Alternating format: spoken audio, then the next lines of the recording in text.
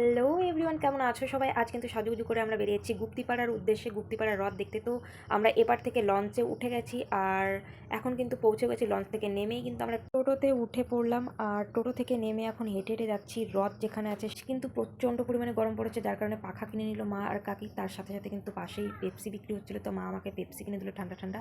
আর সব শেষে কিন্তু আমরা রথের দর্শন পেয়ে গেছি আর খুব সুন্দর রথযাত্রা হচ্ছে। দেখো কত ভিড়, যেমন গরম তেমন ভিড়। আর রথে এসেছি, ঠেলা না খেলে হয়?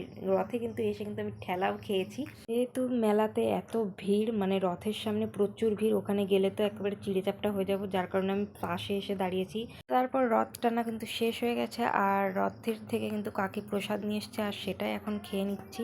তারপর মেলায় ঘুরতে ঘুরতে কিন্তু সবাই মিলে রোল কিনে নিয়েছে, এখন খাচ্ছি রোল। আর রোল খাওয়া শেষ না হতে হতে কিন্তু চিকেন মোমো কিনে নিয়েছি। আর মেলার ভিতরে চিকেন মোমোটা কিন্তু দারুণ ছিল। আর তারপর কিছুক্ষণ পরে নিয়েছি চিকেন ললিপপ। আর তারপরে চলে এসেছি এই দাদুর দোকানে। আর এই দাদুর দোকানে কিন্তু আনারস বিক্রি করছিল, আনারসটাও বেশ দারুণ ছিল। আর আমার এই ব্যাগটা দেখে পছন্দ হলো, তো ব্যাগটা কিনে নিলাম। মেলা দেখে বাড়ি আসার পথে কিন্তু প্রচণ্ড পরিমাণে বৃষ্টি হচ্ছিল, যার কারণে একটা ছাতাও কিনে নিলাম। আর ছাতা কিনে নিয়ে কিন্তু বাড়ির পথে আসার পথে বাগাছড়ায় এসে কিন্তু বাড়ির কাছ থেকে ঘুগনি খেয়ে নিলাম, পাঁপড় খেয়ে নিলাম। তো ভিডিওটা কেমন লাগলো অবশ্যই কমেন্ট করে জানিও, আর দেখা হবে নেক্সট ভিডিওতে।